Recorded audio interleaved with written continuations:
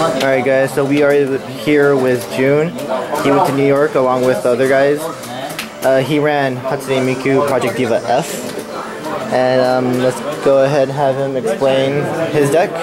Go right ahead.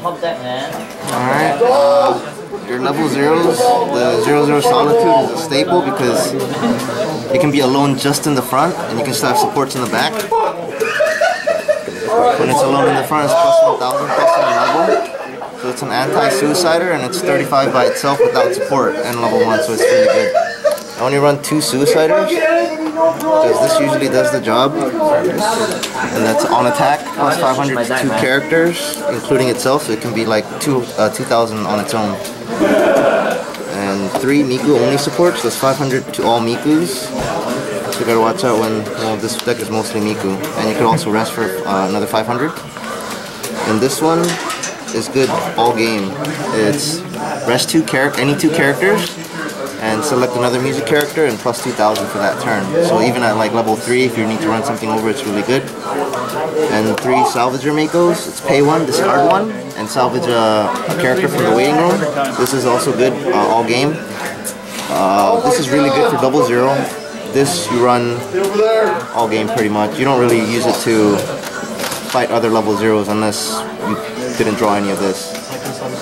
2 Brainstormers, 2 abilities. One is pay 1, draw 1, discard 1. It's really good for hand fixing if you need to draw a climax for the climax combo late game.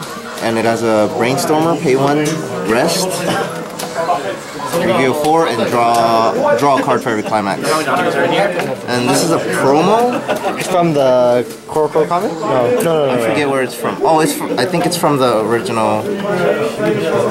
I know from the first tournament, the release tournament. Yeah. Oh, okay. I think this is from the release tournament. Pay 2 on play, and search a character in your deck. So it's really good if you need. This runs Time Machine, so as soon as you hit level 1, if you have enough stock, get that and get enough Time Machines in your hand. And this is the staple of the deck, is a Time Machine. So 105k, and it only has a climax combo with a draw 2k1. And at the start of your encore step, as long as it's still on the stage, you can send it to memory. It's optional, so you don't have to send it. And on the next, before your draw step, it comes back plus 3500 power. So it'll be 8500 power for 1 turn. And if you run the climax again, it'll do the same thing. So basically, even if you suicide into it, run into it, even if it's reversed, you can still send it. So plus hand every turn if you can run it. This is a 1-1 Encore 6500. It's kind of like a vanilla, doesn't really do anything special. The only reason it's in here is if you can't run the Time Machine for some reason, you can't draw the climax and whatnot, and you got the stock to spare, you just run this for a decent hand encore and drop your level 3s and whatnot, or other characters you don't need. But you mainly focus on trying to run this. And I only run 2 level 2s. Well, I run more, but at level 2 I only run 2 of them. It's when another character attacks, it's plus 1000 power.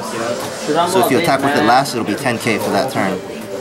And on their turn, it'll just go back down to 8000. You really don't run this unless you really need to, because if you run this at the right time, it'll be an 8-5 already by itself, and plus whatever supports, and if you run another climax, it'll be 10-5. So only when you have nothing else to play, you really run this.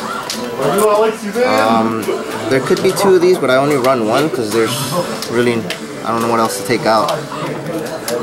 And that's 2-1.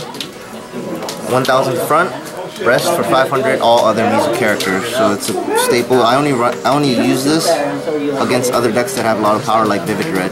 Most other decks, Time Machine and this is enough to kill them and overrun them. This is a level 2 Luca, 2-1, 8k. The only thing it has is a climax combo with the gates. On attack declaration, you pay 1 and the opponent takes 1 damage. It can cancel. It's a level 2, but I don't run it at level 2 unless they're already at level 3. This is a game finisher basically, even though it's a level 2. So if I'm running a level 2, I'll play this if I want to kill game finisher right here. For level 3s, I only run 4 healers. And that's heal on play, and you get plus 500 power for every other music character. So these are all signed, aren't they? Yeah, they're all signed. Yeah, signed because the regular non-signed one looks like crap. So full field, no supports, it's 11.5 on its own. Other options for the finishers is like the Factory Chief Miku or like the level 3 Lucas. Those are good as well, but I like the burn because you could do it even though they have like no field. You don't have to reverse it. 4 gates, salvage, plus you get to run this good end game. And this is a draw 2k1, so even if you climax combo back to back, you don't minus. You just replace your hand. If you're lucky, you could play it, draw 2k1 and draw into another time machine climax. And you can do it next turn. I only run 2 counters, mostly because I hardly ever encore. The only time I encore is when I need to pay out a climax if there's like 2 or more. Because if I run this well enough, it's like they're not going to be on the field. And if they die, it doesn't really matter. And just climax combo off to memory. And I have 2 level 2 searchers. It's a level 2 pay 2. As long as you have any character on the field, you can play it, and it search your deck for 2. And that's pretty much it. It's got 2 searches, 4 salvages, 3 salvages, and 2 searches right here. So you have, as long as you have enough stock, you can pretty much do any play. The only thing you gotta worry about is having a climax in your hand. So end game, if I have enough stock, I'll get 3 Lucas in my hand, and then play the Brainstormer, and then use the pay 1, draw 1, discard 1 to try and get the climax in my hand. And that's, if they're at 3-3, it's almost a guaranteed win. And if they're at 3-0-3-1, you can still kind of win because you're doing with the climax. If they have a full field, 2-2-2, that's 6 damage, and then 1-1-1, that's 9 damage per game. So that's about it. Alright. So how was your experience in New York? Random number generators suck. Random.org. I lost to random.org. I'm sure some of you already know. You know, top, what is it? 4 people went 4-0. So, 4 people went 4-0? Yeah, and then so they're doing top cut 8.